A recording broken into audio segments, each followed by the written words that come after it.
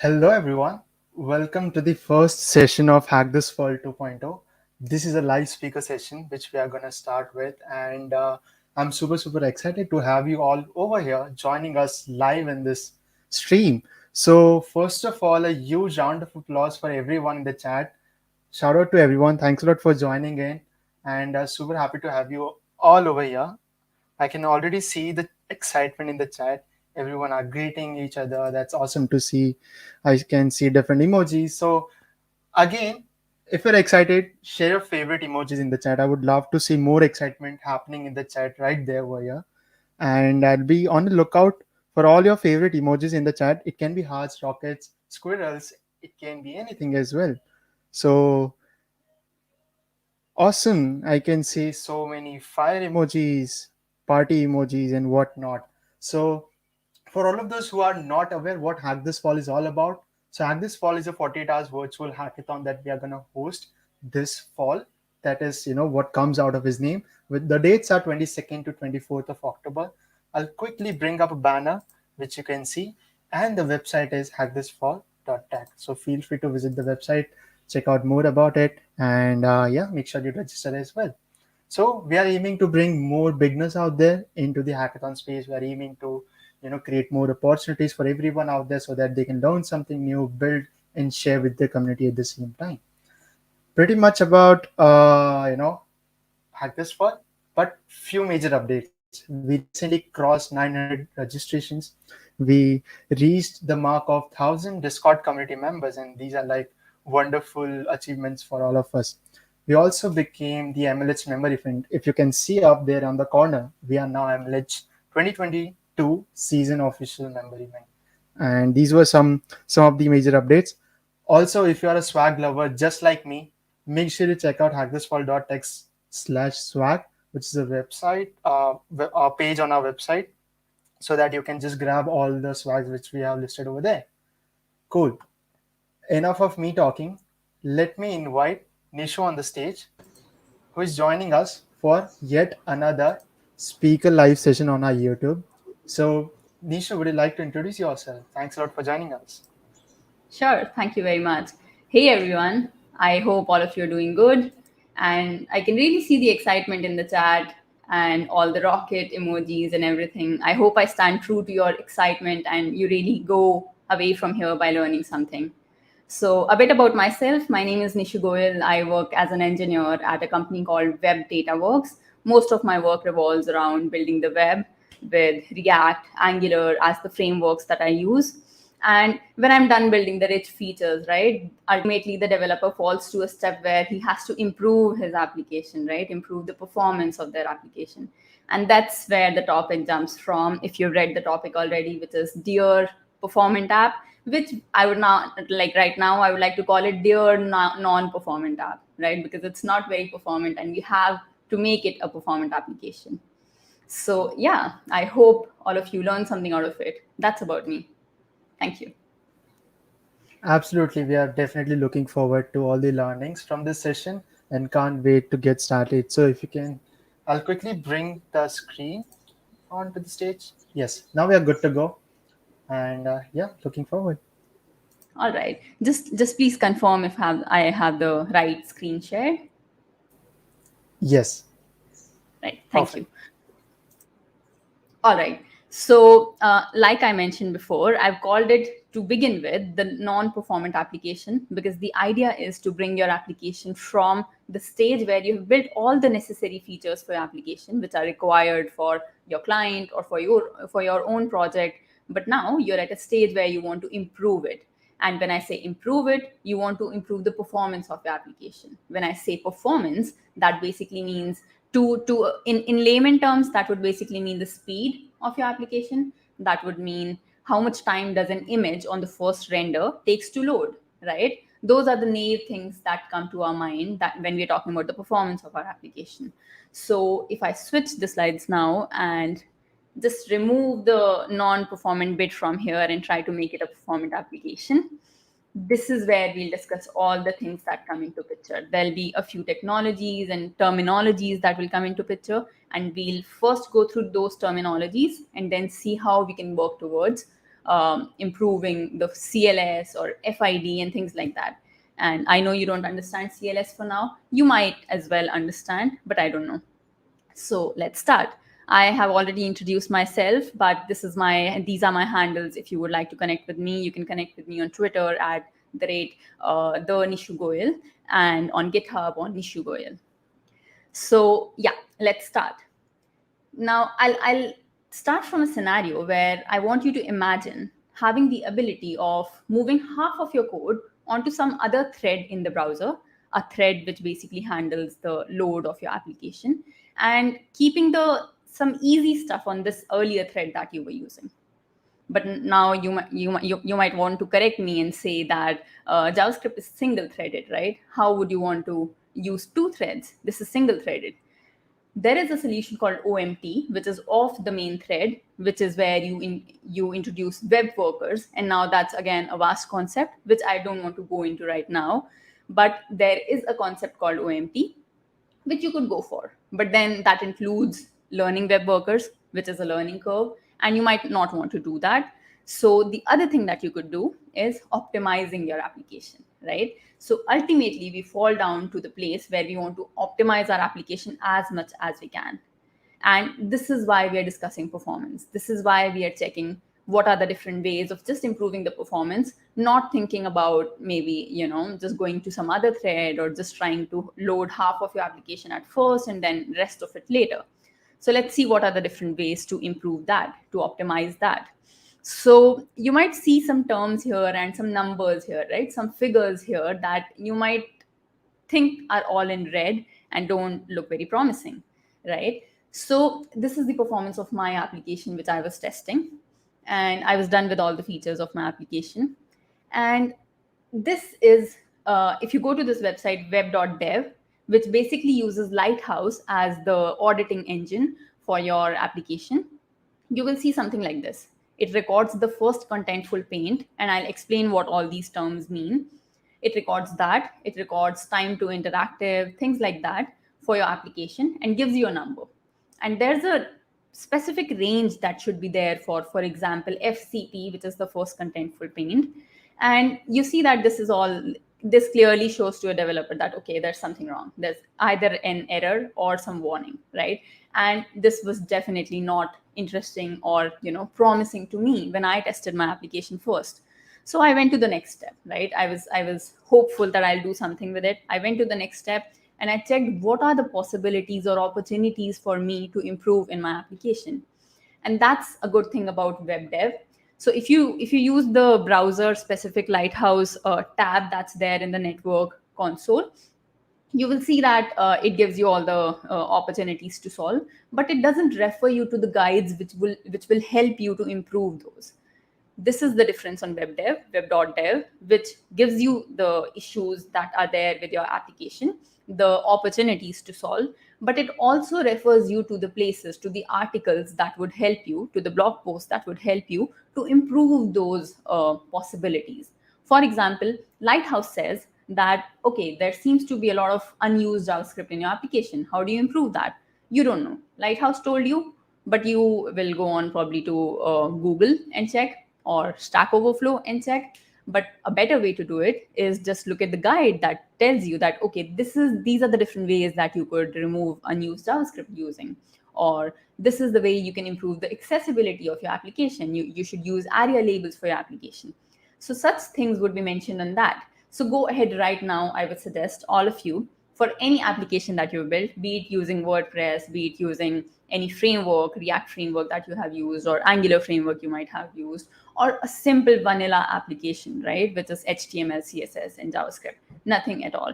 Test it right now and look at the performance, look at the FCP, which is so let me explain what FCP is, right? This is a very short explanation to start with. So as the name says, first contentful paint is basically the time the application takes to load on the browser for the first time. It's the first paint of your application into the browser.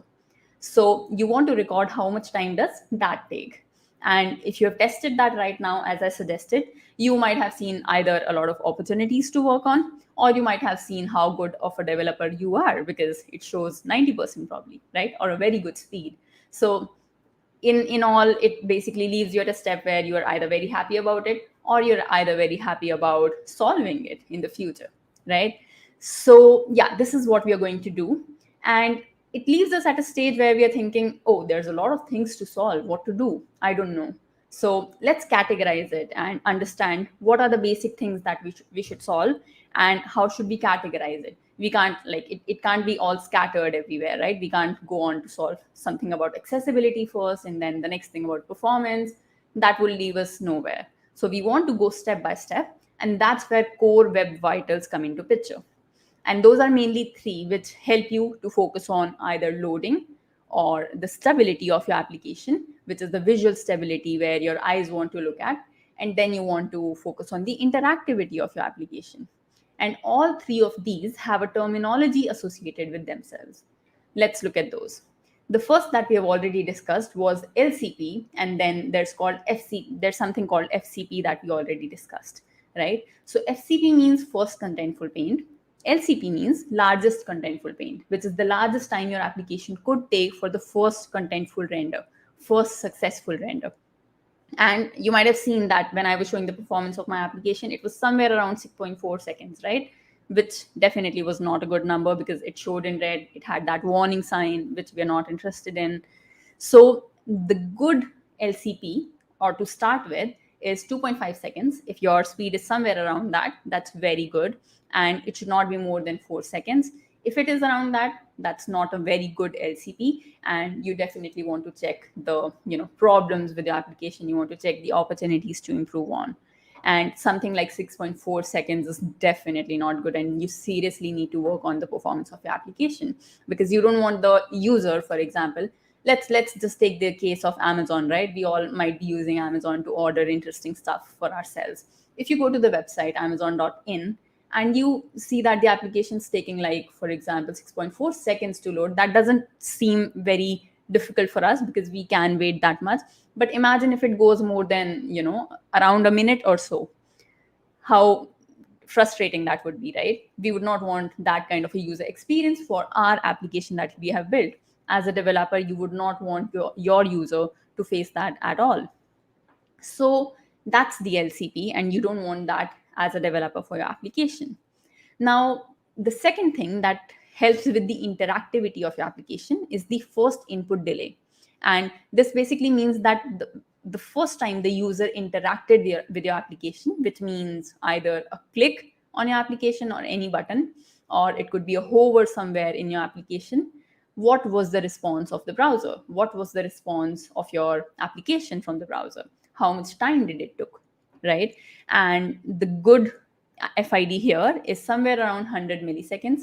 Yes, it should be that less. It should not even take 1 second, which is a lot, right? You click a button, you don't want to wait even 1 second for the response. You want it right away, right then. And the bad FID is somewhere around 300 milliseconds. You see, even the bad FID is not 1 second, because that's just crazy, and you don't want that for your application. So that's about the interactivity of your application. And then comes the layout bit. So these are the three things that you're working on for your performance, or for the opportunities that you're solving for your application. The third is CLS, which is cumulative layout shift. Now, let me give you a scenario here for you to understand it better, right? Imagine you were about to click add to cart for one of the products that you were about to buy, and suddenly, instead of add to cart, there's another button that appears all of a sudden which says pay now, and you just go to the payment screen. Imagine this was a clear layout shift, and you were not interested in that, right? You were not expecting that at all. Or for example, let's take some realistic scenario, right, which could actually happen on a website. So you were about to click on a buy now button, for example, right? And there comes a pop-up all of a sudden that notify me about other products. And you click on notify me about other products. And for the next 5 days, you keep receiving notifications about different products. How frustrating would that be for a user, right? So such things are layout shifts, and something that the user is just not expecting at that time. And it's quite of a common sense that if I see this button here, it should not shift when I'm clicking or when I'm hovering around that. That's what CLS would be. And the shift is good when it's around 0.1. If that much shift is there, it's fine, but it's bad if it's around 0.25 shift, right? That kind of a shift is not at all good for your application, and you really need to work on that. Now, we talked about all the problems that we could about the performance of your application, be it layout, be it interactivity, be it just the render. We didn't talk about the solution though, right? And with every problem comes a solution. So let's talk about the solutions now.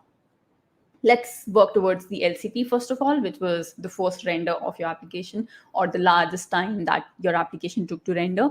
So first, the idea is to unblock the render. What's happening with the rendering process if it's taking, for example, 6.4 seconds, is that something is blocking the render, right? I was supposed to render my application in 2 seconds, but then it takes 6.4. That means there's something coming in the way for sure, right? It could be some extra JavaScript that the browser is trying to render before rendering the main view that you want to see. It could be some fonts that the browser is going to collect and then it will load your application. You don't want to do that, right? So you want to unblock the render and make the application render faster. And what are the ways towards that? First, your application would always have some critical CSS. When I say critical CSS, it is the CSS that you definitely need for the first render. For example, the logo of your application, if you load that without the CSS, it will look ugly, right? And you don't want that for your application. But for some other view of your application, if there's like 100 MBs of CSS that you're using, you also don't want to load that at the first render, because you know that this is something I might need later, but I don't need it right now, right? So you might want to delay the render of that. So in this case, what you could do is find the critical CSS for your application and inline that. When you inline that, it will save the application the time to go and find that all of the CSS that you want for application and load it. And that saves us the time. That blocks the render from the point of view of CSS. So you only get the critical CSS and load that. And you might be wondering now that how do I know which CSS is critical, which not? You can't do that manually, right? And you can do that at an early stage, but not later on. So the solution for that is a library called critters that helps you to find the critical CSS on your application. Go to your code base, whichever it is. Let's take the example of a React code base, for example. You go to your React code base, download, install the library called critters, and that will help you find all the critical CSS. Use that, inline that in your the index.html file, which could be the entry file for your application, the HTML entry file, and then that's where all your CSS will be loaded. Only the critical CSS, by the way. And to ensure that you don't load all the CSS, there's this line that I've used here, which is media equals print, that you need to use as an attribute to ensure that you're only loading the CSS that you need. And then you see this onload function which says that this dot media equals all. This says that once your application first render has loaded, after that is when you want to load all the other CSS that you delayed, right? That you deferred for later on. So that's how the difference could come from 6 to at least 5.2 or something. That much difference can come with only loading the critical CSS first. And that's just one thing that you can do, right? Then it comes to fonts. You could also save the browser from going to a CDN for fonts and then getting them from there. And then, that much time you could save. How do you do that? Inline the fonts. Don't let it go to, another CDN to get the fonts. Inline them. And you know that if there's a particular font that you're using and it's necessary for your application, just inline that. For example, you could use, if you're using the Google fonts, right? Just use it in the href and whatever it is, download that and then inline it in the same file, which was the index.html. That would again save you some good, the amount of speed there. Then coming to files are always what take a lot of space and memory and time for your rendering, right? So talking about optimizing files, if you have a lot of image files, it could be icons in your application, it could be all the different the src set of your logo, right? For different views, different responsive screens, you might have a lot of files there. It could be image files, it could be some other files as well.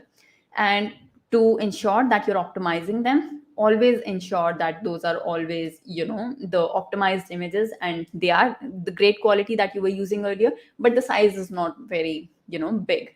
and there are some good libraries for that. You can use ImageMin, you can use CDN, and things like that for your optimization of your files.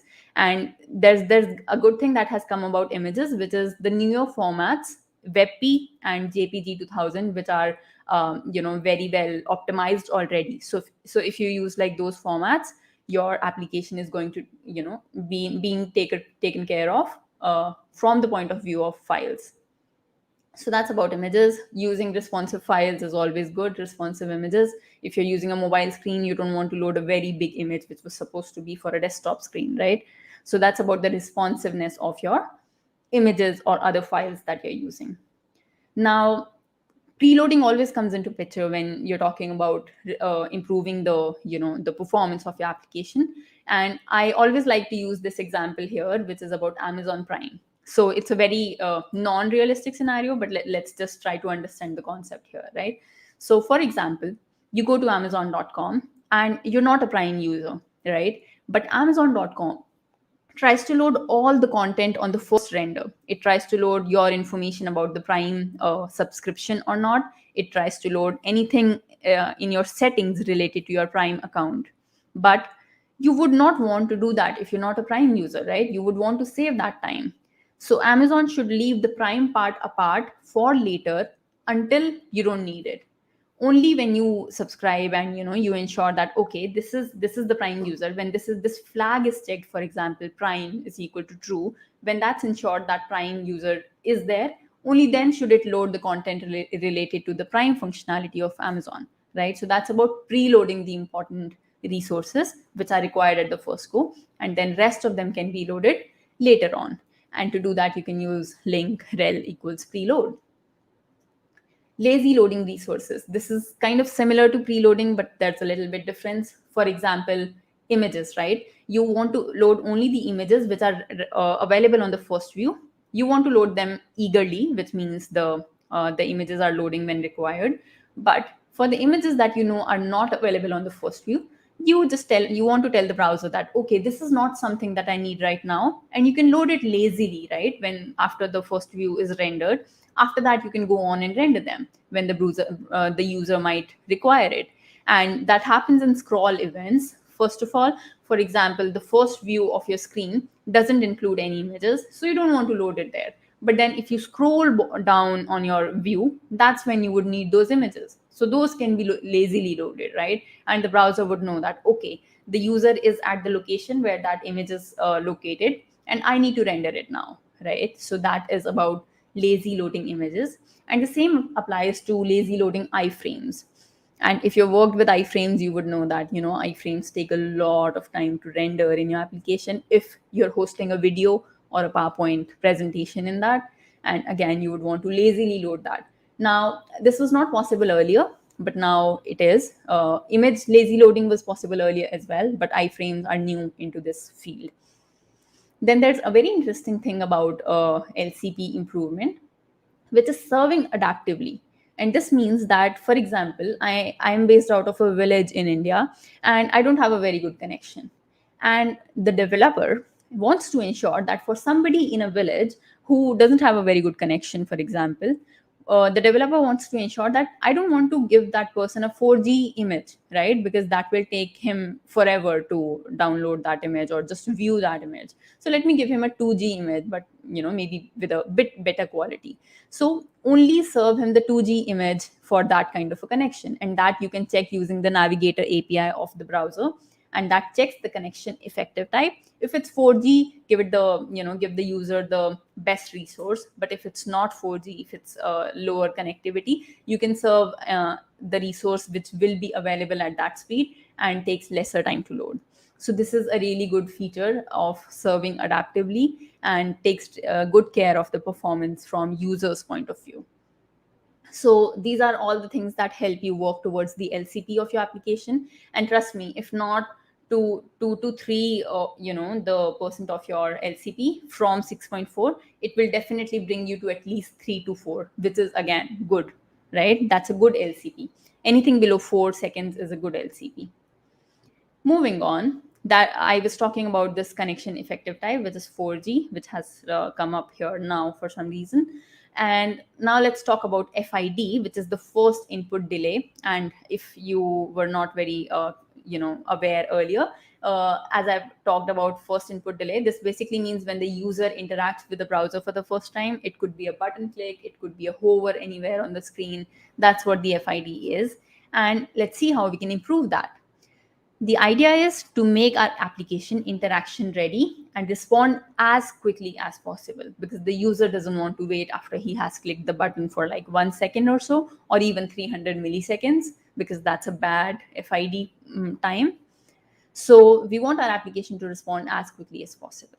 And the different ways we can do that is unblocking the render again as it was earlier, but with a few different ways. For example, in this case, we could delay some JavaScript that's not required now, right? For example, I'll take the example of React application again. So if you're using a React application and there's like 5 modules, let's take a small application. There's 5 modules in your application, but you don't need to load all of them, and you want to ensure that you split your bundles, right? There's one main bundle that only carries the landing page, for example, and you don't want all the other modules to come in that main bundle.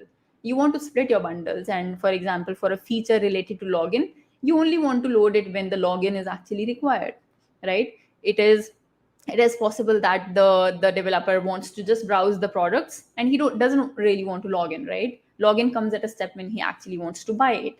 So the login module is splitted into another bundle, and that loads only when the user needs it. And that's called code splitting for your application. And that's how you have put some of your JavaScript in some other bundle. It's not going to a different thread, but it's going to a different bundle, which is served to you on demand by the browser, which is served to you when you actually need it. And that's called, that's done by using this lazy keyword from React. It's by default. And you can import your modules lazily. You might have seen it in your when you're dealing with web components, for example, but then in React also it's supported by default. So that's deferring your JavaScript. And this is the code that I was talking about, when you can import lazy from React, and then import whatever module that you want on demand lazily. Now, for example, you know that the application that you're building is for only the browsers that are already the modern browsers, and you ensure that any polyfill that you have put is only for the users who are using Internet Explorer, for example, or and you know that the application that you have built is only for such browsers. In that case, you can just use type equals module or no module, and that will take care of the polyfills that you're using there. So it will not again try to load all the polyfills that you have in your file, and ensure that only if the browser needs those polyfills will they be downloaded. They'll not be downloaded in case your browser doesn't need it. For example, if the type equals module is defined, the browser doesn't need it, right? So the polyfills will not be loaded at all. So that's how the type equals module and no module take care of your polyfills. And I'm working on this JavaScript chapter for the web analysis, which you will see in the coming days, by the end of this year actually, which actually gives you a stat of how many applications or how many websites out of many websites that we scrape. You will see that how many websites actually use type equals module or type equals no module. You will see how many websites use type equals async or type equals defer. That's another way of checking if you're deferring your scripts to be loaded to later on, or if you're loading your scripts asynchronously. That's another stat that you might be interested to look at for example, lakhs of websites, right? That's clearly the view of the whole world, how they're building their websites, how the developers are preferring to use async defer or module no module in your applications.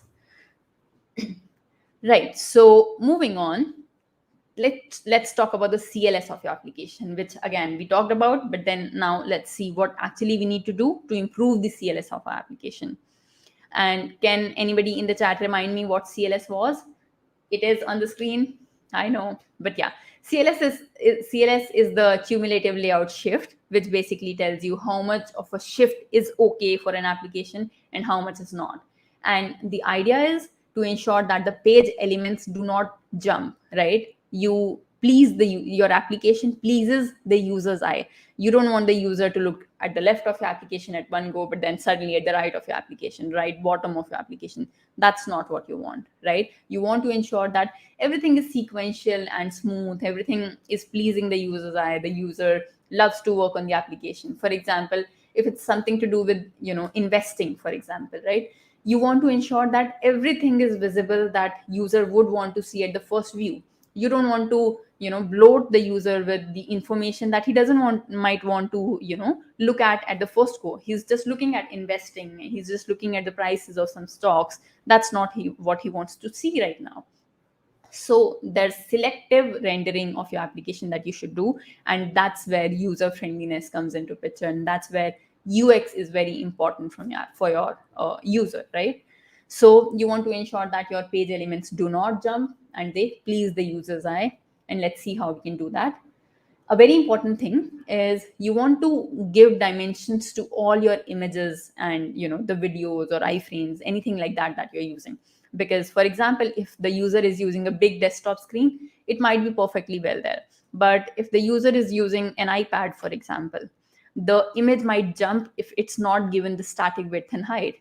And your performance increases crazily if you always give dimensions to your images, videos, or any such elements. So that's really a good factor to take care of when you're building your application, and if you want a good performance or the overall good score of your application.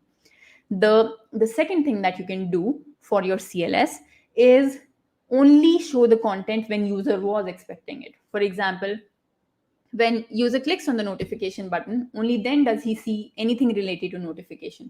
You don't want a pop-up related to notification, right? Because the user was not expecting it, and pop-ups are anyway not very pleasing to user, right? Everybody has a different view, but pop-ups are in general not very pleasing to the user. And it could, again, modals are the same, right? It could be a nav bar, it could come through as a the side view that of the application that you want to display, but probably not as a pop-up, because those are always surprising. So that's about the CLS. And now I'm going to be talking about a very interesting concept of JavaScript, which has come in 2021, which works towards, again, the performance of your application, but is not very specific to the core web vitals, right? And that's weak refs and finalizers. Please mention in the chat if anybody has heard about weak refs before. I'm not sure, but let me explain what weak refs are. So let's try to break it down, right? Let's see what it actually means. Weak ref, right? It basically means some reference which is weak. I don't know. So let's understand actually what it is. It is actually a weak reference to an object. We know that in JavaScript, we need to have references to objects, right? And once you lose the reference to an object, it gets collected by the garbage collector and goes out of the memory, right? You can't access it anymore. But what if you want the reference to that object? You don't want the reference to that object, but you want it to be available somewhere in the memory so that later on when you need it, you can access it. That's what a weak ref does. So you want to ensure that it doesn't take up the memory. The garbage collector collects it, but also you don't lose the reference to it. It's a weak reference which always will be there, but it doesn't bloat the memory, right? So through that weak reference, you can later on access the same object that you wanted to, which was garbage collected earlier. Now, you might be wondering that how do you know after using a weak ref? How do you know was it collected by the garbage collector or not? So that's where finalizers come into picture, and they basically give you debugging information. They basically tell you that, okay, this is where the garbage collector came in, this is where the garbage collector left and cleared this much memory, and this is where it cleared the memories. So this is for debugging information only for development mode, definitely not for production. And let me warn you that weak refs are only for very critical scenarios, when you want to ensure that this is definitely something that I need, this is not taking up the memory, and I might need it later on. You can always create a reference again, but only for the scenarios when you don't want to create it again is when a weak ref comes into picture. And I have written more into detail about it on this blog post, and you can go on and read about it. I hope you learn about like a little bit more about weakrefs and finalizers there. And I've also linked the JavaScript discussion that happened from the ECMA community about weakrefs and again finalizer and many more things that happened in 2021 about JavaScript. So yeah, that's about weakrefs and finalizers. And I think in the end, I would just like to thank you all very much. And if you want to access the slides that I was using today, you can go to this link that I've shared here, which is bit.ly/dear. This is with capital P, performant in app. So yeah, that's all. Thank you very much.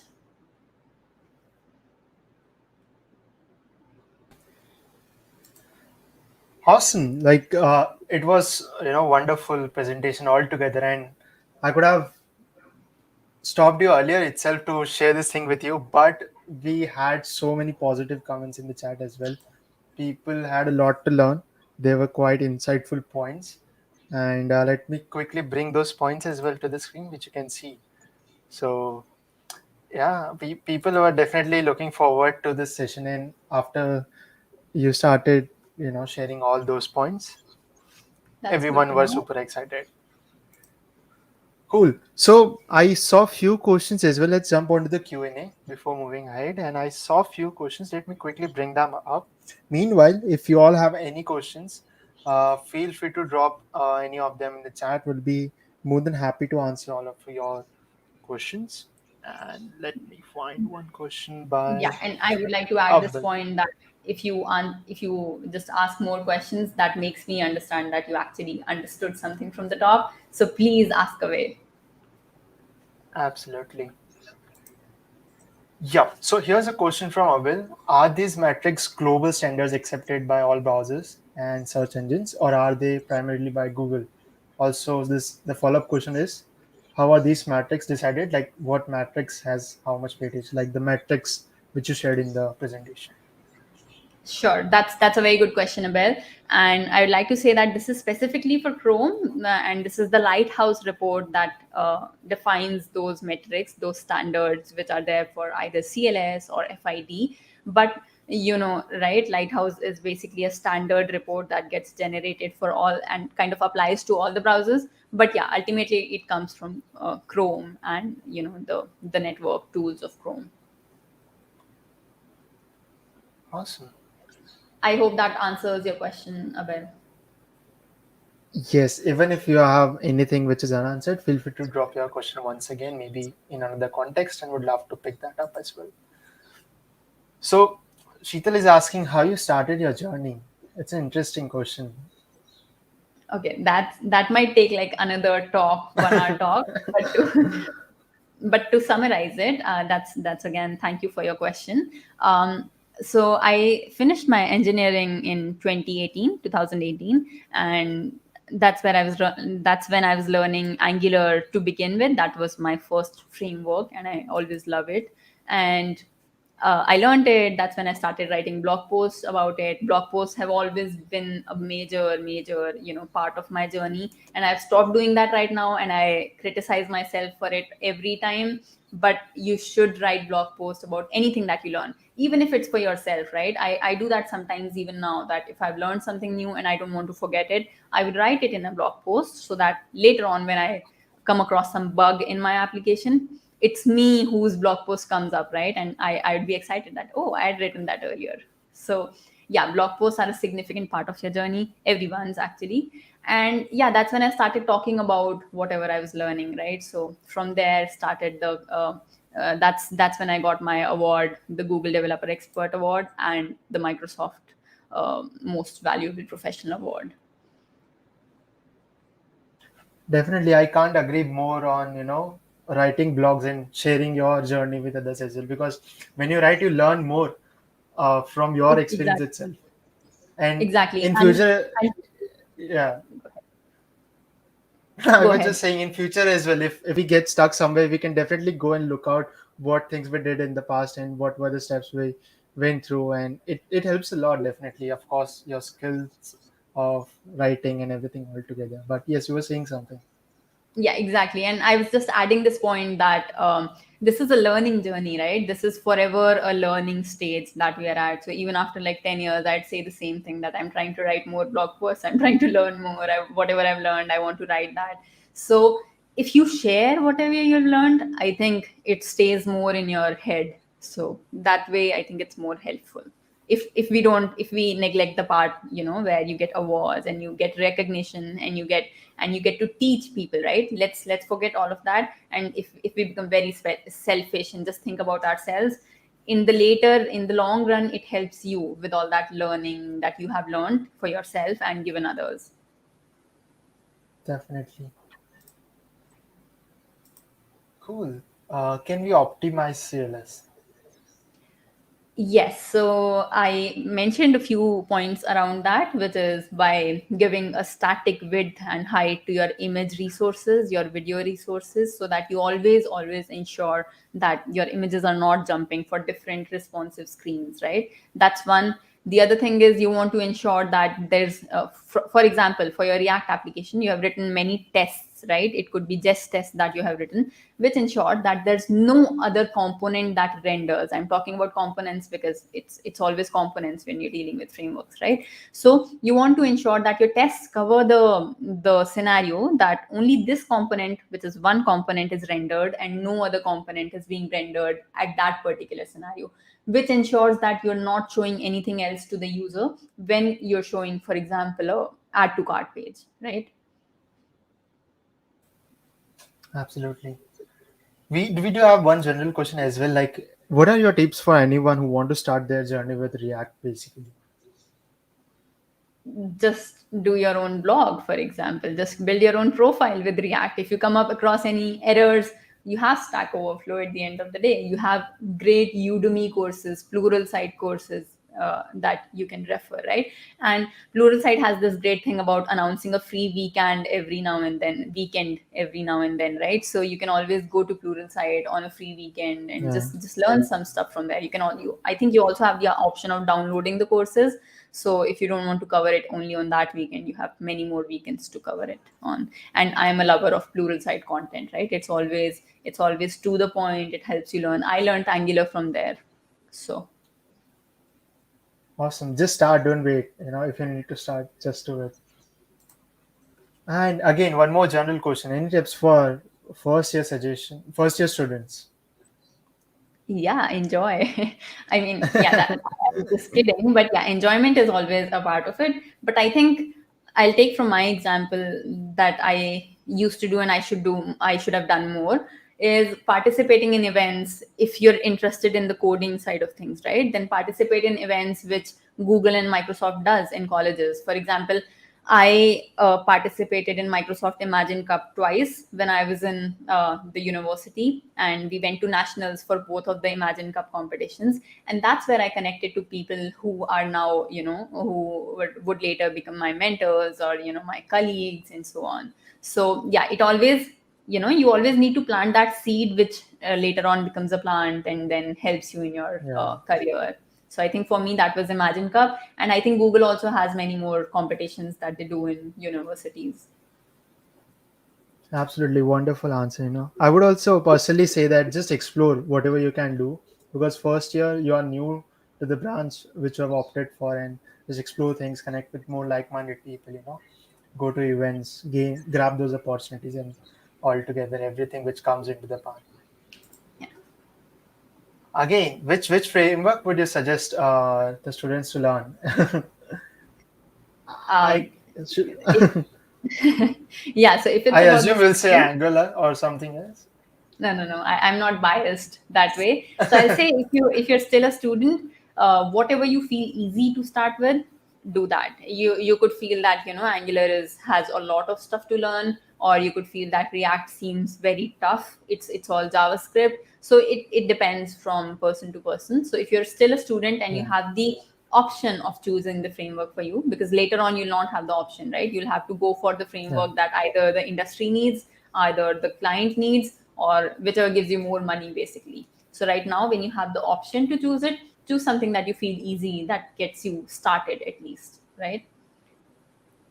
yeah. Absolutely fair enough. Also, one more question: what do you do when you get confused with the stuff you're learning?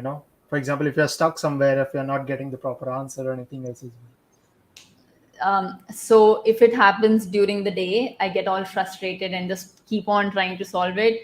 But if it happens in the night, I would just sleep it off and then try the next morning. And whichever thing was taking me like 1 hour to solve, it will take 2 minutes the next day. Honestly, that Yeah, always happens. So, but yeah, on a more serious note, when I get confused with the stuff that I'm learning, I go back to revising the concepts, right? It could be either because I don't know the concept properly, or it could be because it's just some semicolon missing there. It's not anymore that happens in our applications, but yeah, it could be some yeah, silly mistake that I'm doing and probably just needs more time and practice. definitely taking breaks, starting fresh, clearing the basics. That definitely helps a lot. Around a question around blog, does it takes time? It does take time, but it's worth it, honestly. Like, when I started writing blog posts, I used to feel that, maybe I'm just wasting my time writing blog posts, and instead I should be coding and, learning more and practicing more code. But then I've seen people who just code, and I've seen people who code and write blog posts, and there's a huge difference. And I'm sure you don't want to be on the other side where you only code, right? You'll not be able to Yeah, express your code if you're not able to explain it to anyone through blog post or through speaking. So you want both. There's both, which are very important things. So it's worth the time, I would say, Neeraj. Definitely worth the time. totally. Can't agree more on that. Also, what excites you the most about JavaScript? Okay, that's a good question. And I'll be honest here. So, when I started with Angular in the very beginning of my career, I didn't like JavaScript at all. The first project was Angular with TypeScript, and I was comfortable with that. But learning the core concepts of JavaScript, like for example, something that I just talked about, weakref, that's a very advanced Hmm. topic of JavaScript, right? And it was just not exciting to me. But then when I started React, which is just core JavaScript, right? You have to know all the, for example, any arrow functions, all the ES 2015 functions and methods that you need to know of. When you start learning that, I think it becomes interesting. When I saw the reduce function, for example, I was like, oh, I was Yeah, missing out on stuff, really, right? And such advancements in JavaScript are really interesting. definitely. Very well answered. Thanks a lot. Also, there's one more question asking like, how can we automate tooling to use to improve the accessibility of any React applications? So I think it's a good question, but let me read it again, right? How can we automate tooling to use to improve the accessibility of a React application? Okay, so yeah, I have a good example to share about this. Recently, we were struggling to write the test for our React application, and we were using Jest tests for that, right? Now, if you've written tests for your React application, you would know that there are two scenarios that you might want to handle. One is using React testing library. The other is using Enzyme with Jest. Both of these go in conjunction with Jest. So Enzyme looks really attractive to start with, right? So I went on and chose Enzyme, and it was giving a good code coverage, but Enzyme has still a lot of open bugs which are not solved. And this is where tooling came into picture, right? This is where after some stage, I was at a point that, oh, choosing Enzyme was not a good idea. So I think React, to improve the accessibility of React application, you need to ensure that any tool that you use handles all the scenarios. For example, if your React application is written with TypeScript, it's taken care of. If your React application is only using hooks, that's taken care of, which is quite tough with Enzyme, for example. Just giving an example of the tooling here. So if that answers your question. Absolutely. Thanks a lot for answering that. Also, I can see two more questions as of now. Let me bring that up real quick. I'm a second year student. I know Python a little bit about MySQL. What technologies should I learn? A very general question. So, what are your suggestions on that? Okay, so Python is a very good language if you know that already. And if you are looking for a scraping career, for example, right, you want to help scrape websites, Python is the best language to know. And if you already know MySQL a little bit, you can learn more of that, because when you go into the backend technology, that's basically all you need. I used to think that, oh, you need to learn all the backend technologies to work on backend, but no, it's just Postgres, it's just SQL at the end of the day that you need, because you Yeah. want to deal with the data, right? So you already know some good technologies. I would say improvise on that, and choose some career related to that. It could be scraping, it could be backend. Learn Golang, for example, right? Go with SQL is what gives you all the backend knowledge. So you'll be able to jump into backend right away. Absolutely wonderful answer. Thanks a lot for giving us so much of insights on each and every topic. So I I do have hope one you more keep question that in sight. Yeah. from my end. So as you know, Hack This Fall is a hackathon at the end of the day, right? So uh, according to your experiences, what tips or suggestion would you like to give out to our hackers who are going to participate in the hackathon? Anything, it can be around project or their experience or anything else as well. So anything which you'd like to share. Okay, so I think I'll have 2 points here, which just came to my head Mhm. when you were asking this question. One is that I think all of you are hackers and you already know that. But if you don't, I think problem solving is the ultimate goal for you, right? You just want to solve problems at the end of the day. So don't focus on anything else when you're solving the hackathon that you're doing. Uh, Yeah, just focus on the problem that comes your way, and don't think, oh shit, this problem came, what do I do now? Just think that, oh, correct. this is another interesting problem that I get to solve. Forget the hackathon, I don't win, it's fine, but there's this another problem that I would have solved for today, right? Or for the hour that I'm currently spending. So I think, yeah, ultimately just focus on problem solving, and whatever you build will be great at the end of the day. In fact, just for your knowledge, right? And the second point, about the projects that you should be building, I'll just take it from what I built during my Imagine Cup, because that's what comes to my head. So whenever I used to choose any project, right, it was mostly related to some cause in the community. I'll tell you about both the projects that I did in my Imagine Cup, and it's very interesting to me. So bear with me if I get very excited while talking about it, right? So the first project that I built in for Imagine Cup was a game. It was called EduRun, and as the name suggests, it was run for education of a girl child. Right, that was the cause, education of a girl child. And the game was basically built in Unity, and the idea was that a girl was running through a forest. She had to collect some coins. At the end of the first level, where she would collect enough number of coins, if she would be able to, she would go to the next round, which was a GK round. So that was kind of the school that she's going to after collecting the coins, right? So she had enough money to go to the school and then learn. So she would answer the GK questions. If she would be able to, she would go to the next round and collect more money. So that was a very good problem that we had to solve, right? And such causes also help the community, but also you as a developer. That is one example.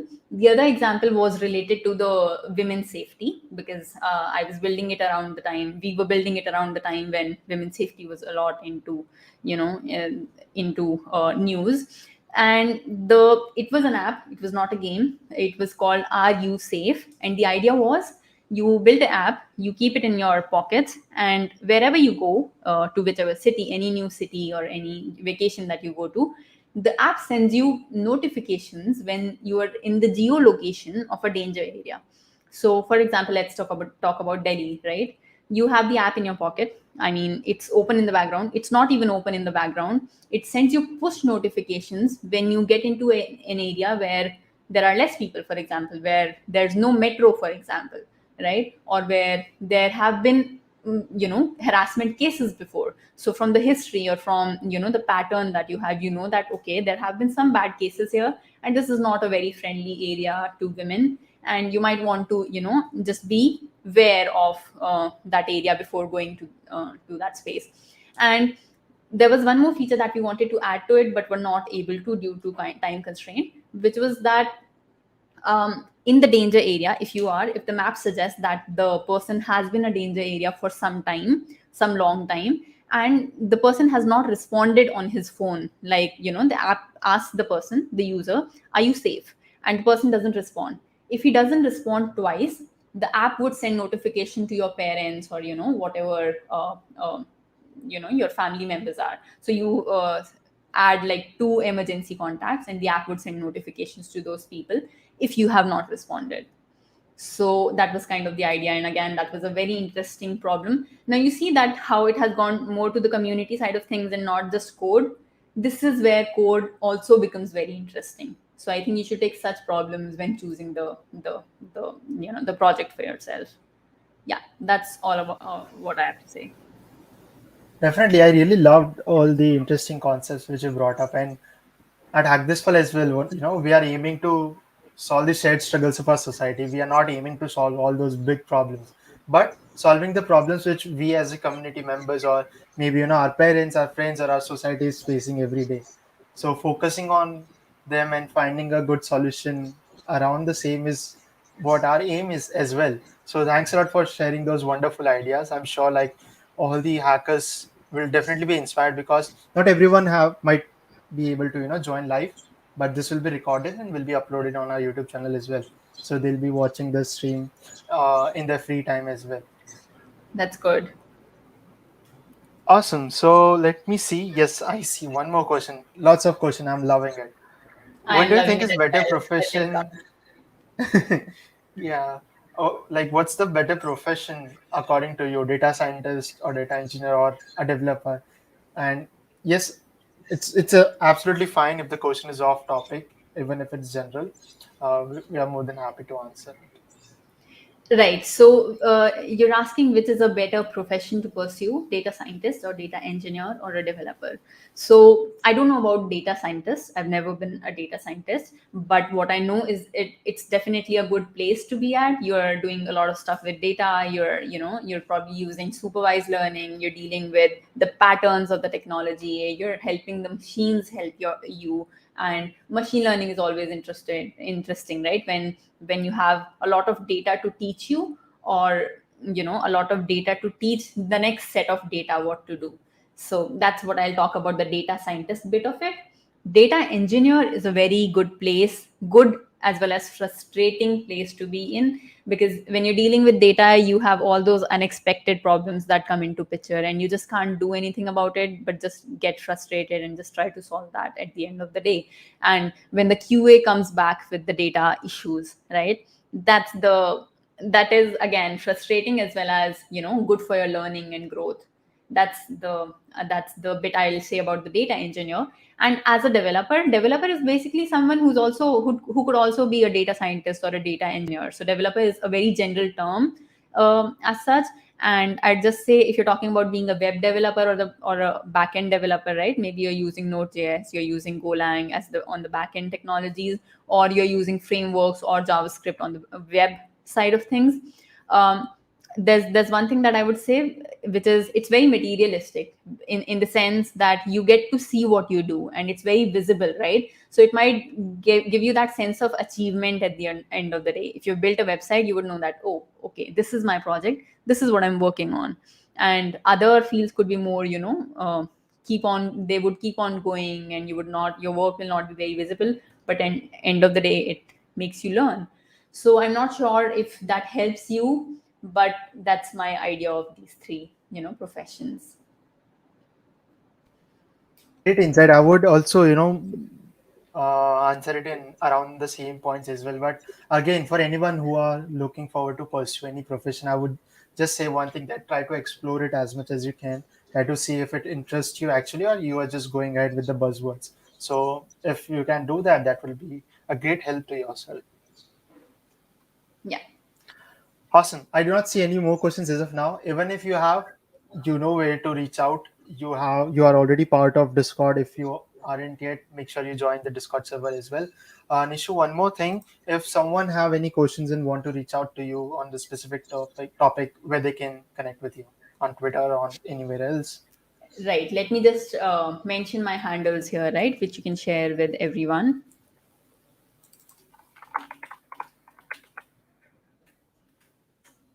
So I've shared my Twitter handle, and let me share GitHub as well, so that you can, look at my repositories or any of the earlier projects that I've done.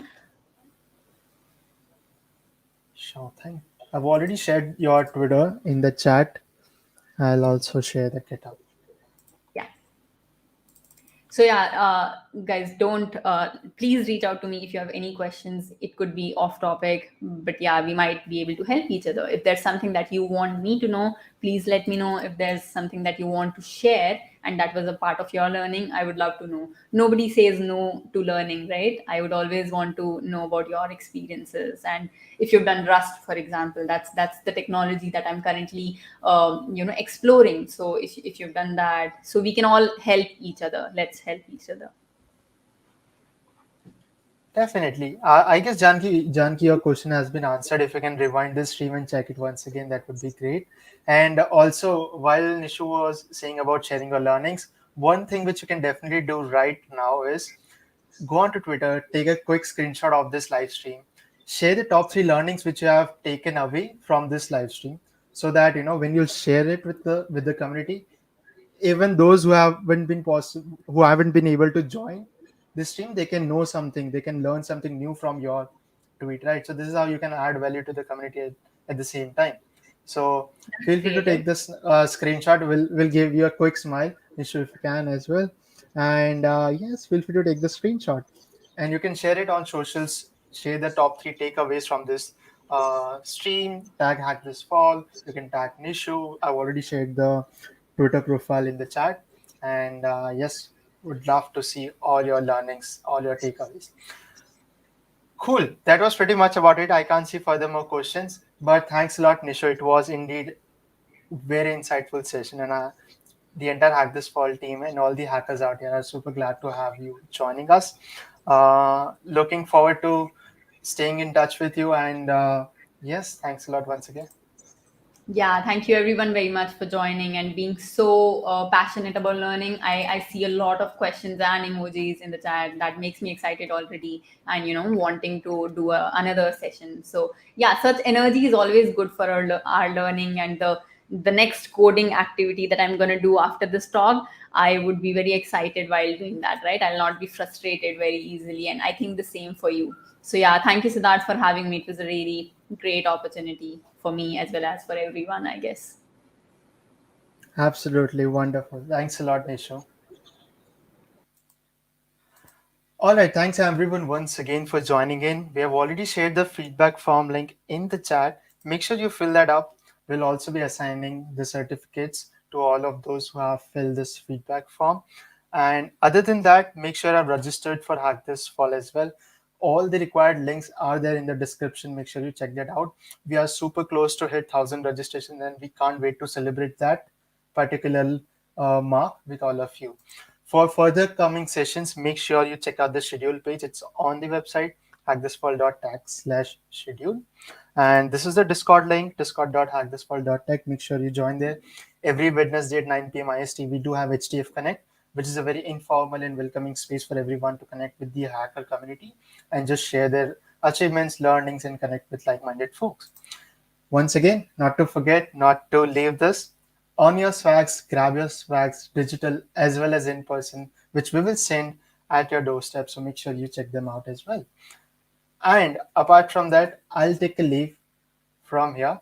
But I see few of you all have reminded me something. I announced that we'll be doing a swag giveaway in the stream, right? So I'll quickly announce the name of that random swag giveaway winner.